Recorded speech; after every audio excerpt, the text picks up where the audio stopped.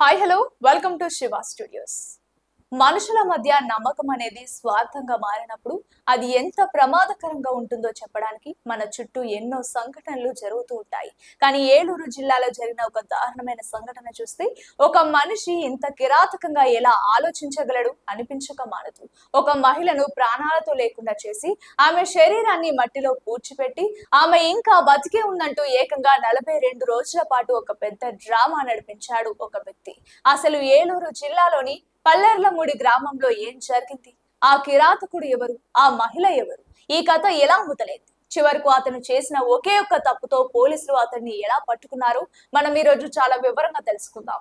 ఏలూరు జిల్లా పల్లెర్లమూడి గ్రామంలో ఫ్రాన్సిస్ శౌరి అనే ఒక వ్యక్తి ఉండేవాడు. అతను ఆ ఊరిలో పాల వ్యాపారం చేసేవాడు. దాంతో పాటు వడ్డీ వ్యాపారం కూడా చేస్తూ ఉండేవాడు.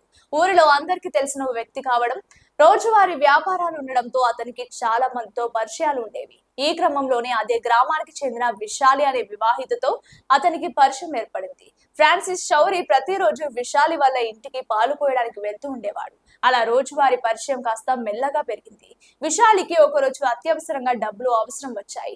ఎలాగో శౌరి వడ్డీ వ్యాపారం చేస్తాడని తెలుసు కాబట్టి ఆమె అతడిని సహాయం చేయమని అడిగింది. అతను కూడా ఏ మాత్రం ఆలోచించకుండా ఆమెకు 2 లక్షల రూపాయల డబ్బును అప్పుగా ఇచ్చాడు. ఆ తర్వాత ప్రతి నెల వడ్డీ వసూలు చేయడానికి, అలాగే రోజువారీగా పాలు పోయడానికి విశాలి వాళ్ళ ఇంటికి తరచుగా వెళ్తూ ఉండేవాడు.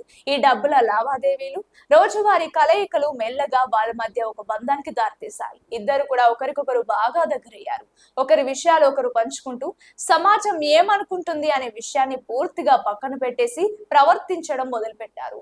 పాల వ్యాపారిగా ఇంట్లోకి ప్రవేశించిన వ్యక్తి ఆ తర్వాత వడ్డీ వ్యాపార బాకీల పేరుతో నిరంతరం ఆమెతో గడపడం ప్రారంభించాడు. కానీ విశాలికి ఒక కుటుంబం ఉంది, 2 పిల్లలున్నారు, భర్త ఉన్నాడు. కొన్నాళ్ల తర్వాత ఆమెకు తన తప్పు తెలిసొచ్చింది. తాను చేస్తుంది తప్పు అని, తన పిల్లల భవిష్యత్తు పాడవుతుందని, సమాజంలో తమ కుటుంబం తలదించుకోవాల్సి వస్తుందని ఆమె ఆలోచించడం మొదలుపెట్టింది. మన ఇద్దరి మధ్య ఈ బంధం ఇకపైన సాగడం కాదని, తనకు పిల్లలున్నారని, ఈ రిలేషన్ నుంచి తాను బయటకు వచ్చేయాలని అనుకుంటున్నట్లు శౌరితో చాలా స్పష్టంగా చెప్పేసింది. ఆమె కొంచెం నెగిటివ్ గా మాట్లాడడం, దూరం పెట్టడం శౌరికి అస్సలు నచ్చలేదు. ఎందుకంటే అదే సమయంలో ఫ్రాన్సిస్ శౌరికి విశాలి మీద ఒక పెద్ద అనుమానం మొదలైంది. ఆమె ఫోన్ లో ఇంకెవరితోనో మాట్లాడుతోందని, బహుశా ఆమెకు ఇంకొకరితో సంబంధం ఉందేమోననే అతను అనుమానించడం మొదలుపెట్టాడు.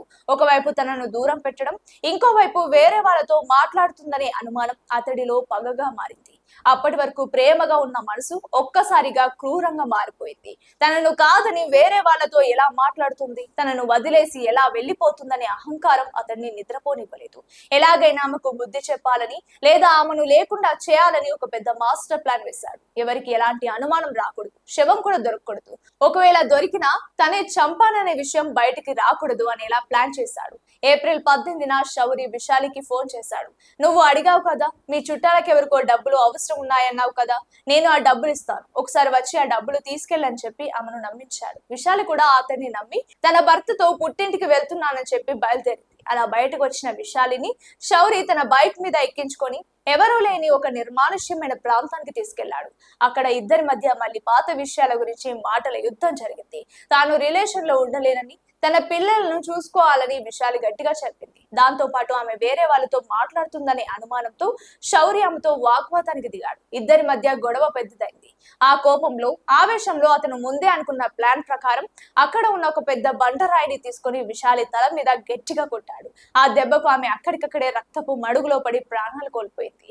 తాను ఎంతగానో ఇష్టపడ్డానని చెప్పుకునే మహిళను ఏ మాత్రం జాలి లేకుండా ఒకే ఒక దెబ్బతో అంతమందించాడు. విశాలి చనిపోయిన తర్వాత శౌరి ఏ మాత్రం కంగారు పడలేదు, చాలా తెలివిగా ప్రవర్తించాడు. సాధారణంగా ఎవరికైనా ఇలాంటి నేరం చేసినప్పుడు వెంటనే భయపడిపోతారు, లేదా అక్కడి నుంచి పారిపోతారు.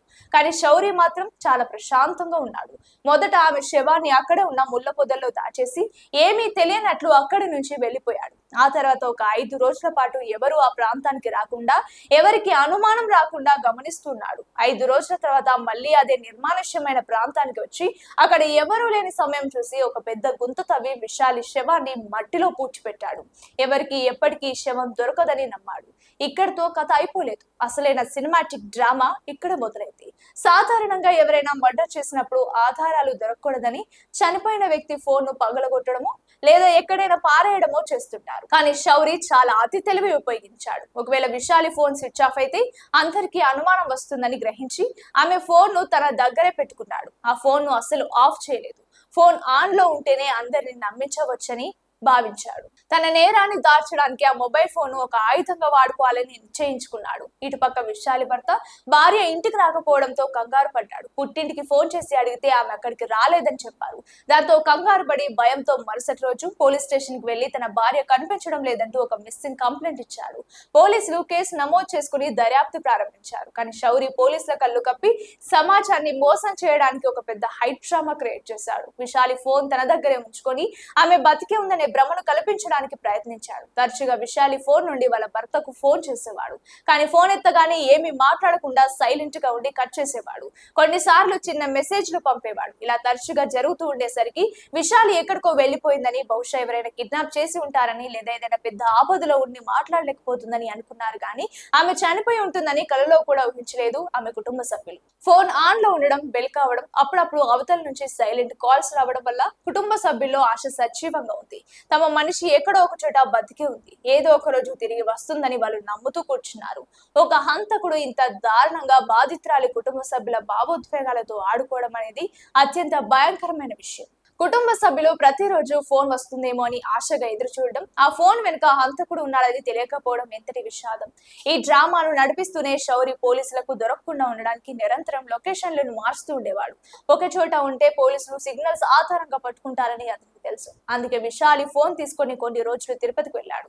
మరికొన్ని రోజులు వేలూరులో ఉన్నాడు. ఇంకొన్ని రోజులు విజయవాడలో ఉన్నాడు.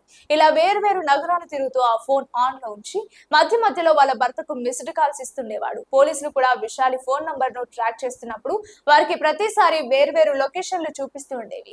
దీంతో పోలీసులు కూడా కొంతకాలం గందరగోళానికి గురయ్యారు. ఒక ఊర్లో సిగ్నల్ చూపిస్తే అక్కడికి వెళ్లేసరికి ఆ ఫోన్ మరో ఊర్లో ఉండేది. ఒక మనిషిని చంపేసి 42 రోజుల పాటు పోలీసుల కళ్ళు గప్పి కుటుంబ సభ్యులను తప్పుదోవ పట్టించడం అంటే అది మామూలు విషయం కాదు. కానీ ఏ నేరస్తుడైనా ఎంత పక్కాగా ప్లాన్ వేసినా ఏదో ఒక చిన్న తప్పు ఖచ్చితంగా చేస్తాడు. ఆ తప్పే అతన్ని చట్టానికి దొరికేలా చేస్తోంది. ఇక్కడ కూడా అదే జరిగింది. అతను చేసిన అతి తెలివి పనే అతన్ని ముంచేసింది. ఫోన్ ను దాచడం కాకుండా తనతో పాటు తిప్పడమే అతడు చేసిన పెద్ద తప్పైంది. టెక్నాలజీని ఉపయోగించి తప్పించుకోవాలని అనుకున్నాడు, కానీ అదే టెక్నాలజీ తన పతనానికి దారి తీస్తుందని గ్రహించలేకపోయాడు. పోలీసులు ఈ కేసును చాలా సీరియస్ గా తీసుకుని దర్యాప్తును వేగవంతం చేశారు. రోజులు గడుస్తున్న మహిళ ఆచూకీ దొరకపోవడం, ఫోన్ లొకేషన్లు మారుస్తున్న నేపథ్యంలో వారు సాంకేతిక పరిజ్ఞానాన్ని ఉపయోగించాలని నిర్ణయించారు. అసలు విశాలి మిస్ అవ్వడానికి ముందు ఎవరెవరితో మాట్లాడింది అనే విషయం తెలుసుకోవడానికి ఆమె గత కొన్ని నెలల కాల్ డేటా రికార్డులను సేకరించారు. ఆ కాల్ డేటా బయటకు తీసినప్పుడే అసలు గుట్టంతా రట్టయింది. తీగలాగితే డొంక కదిలినట్లు ఆ కాల్ డేటాలో విశాలి మిస్ అవ్వడానికి ముందు రోజుల్లో, అలాగే మిస్ అయిన రోజు కూడా అందరికంటే ఎక్కువగా ఈ శౌరి అనే వ్యక్తితోనే మాట్లాడినట్లు పోలీసులు గుర్తించారు. ఆమె చివరి కాల్స్ అన్ని అతనికే వెళ్లాయి. అంతేకాకుండా ఆమె మిస్ అయిన రోజు కూడా వీరిద్దరి మొబైల్ లొకేషన్లు ఒకే చోట ఉన్నట్లు పోలీసులు సాంకేతిక ఆధారాల ద్వారా కనుగొన్నారు. దీంతో పోలీసులకు శౌరి మీద బలమైన అనుమానం వచ్చింది. వెంటనే అతన్ని పోలీస్ స్టేషన్ కు పిలిపించి తమదైన శైలిలో విచారణ జరిపారు. మొదట అతను ఏమీ తెలియనట్లు నటించాడు. తనకు ఏమీ తెలియదని, ఆమె ఎక్కడికి వెళ్లిందో తనకెలా తెలుస్తుందని బుకాయించాడు. కానీ పోలీసులు కాల్ డేటా ఆధారాలను, లొకేషన్ వివరాలను ముందు పెట్టేసరికి ఎక్కువసేపు తట్టుకోలేకపోయాడు. చివరికి పోలీసుల ఇంటరాగేషన్ లో నోరు విప్పాడు. తానే విశాలిని చంపేశానని, ఆ తర్వాత శవాన్ని పూడ్చిపెట్టి ఫోన్ తో ఈ నాటకమంతా ఆడానని ఒప్పుకున్నాడు. ఈ మొత్తం సంఘటనను ఒకసారి పరిశీలిస్తే మన సమాజం ఈ రోజుల్లో ఎటువైపు వెళ్తుందో అర్థం కావడం లేదు. ఒకప్పుడు మనుషుల మధ్య బంధాలు, నమ్మకాలు ఎంతో పవిత్రంగా ఉండేవి. కానీ ఈ రోజుల్లో కేవలం తాత్కాలిక ఆకర్షణలు, డబ్బుల అవసరాల కోసం ఏర్పడే పరిచయాలు ప్రాణాల మీదకు తీసుకొస్తున్నాయి. ఈ సంఘటన నుండి మనం నేర్చుకోవాల్సిన పాఠాలు ఎన్నో ఉన్నాయి. జీవితంలో ఎలాంటి కష్టాలు వచ్చినా, ఆర్థిక ఇబ్బందులు వచ్చినా మన అనుకున్న వాళ్ళతో పంచుకోవాలి, గాని ఇలాంటి పరాయి వ్యక్తులను నమ్మి లోపలికి రానివ్వకూడదు. అక్రమ సంబంధాలు అనేవి ఎప్పటికైనా జీవితాలను నాశనం చేస్తాయి అనడానికి ఈ ఏలూరు సంఘటనే ఒక పెద్ద ఉదాహరణ. నమ్మకం లేని చోట కేవలం స్వార్థం ఉన్న చోట బంధాలు ఎప్పుడు ప్రమాదకరంగానే మారుతాయి. క్షణికావేశంలో చేసే తప్పులు కుటుంబాలనే రోడ్డున పడిస్తాయి. మరి ఇంతటి కిరాతకానికి ఒడిగట్టిన ఒక మహిళను చంపిన 42 రోజుల పాటు ఏ మార్చినా ఈ ఫ్రాన్సిస్ చౌరీ అనే నేరస్తుడికి చట్టం ఎలాంటి శిక్ష విధిస్తే బాగుంటుంది? ఇలాంటి సంఘటనలు మళ్ళీ జరగకుండా ఉండాలంటే మన సమాజంలో ఎలాంటి మార్పులు రావాలి అనే విషయాలను మీరు ఏమనుకుంటున్నారో కింద కామెంట్ చేయండి.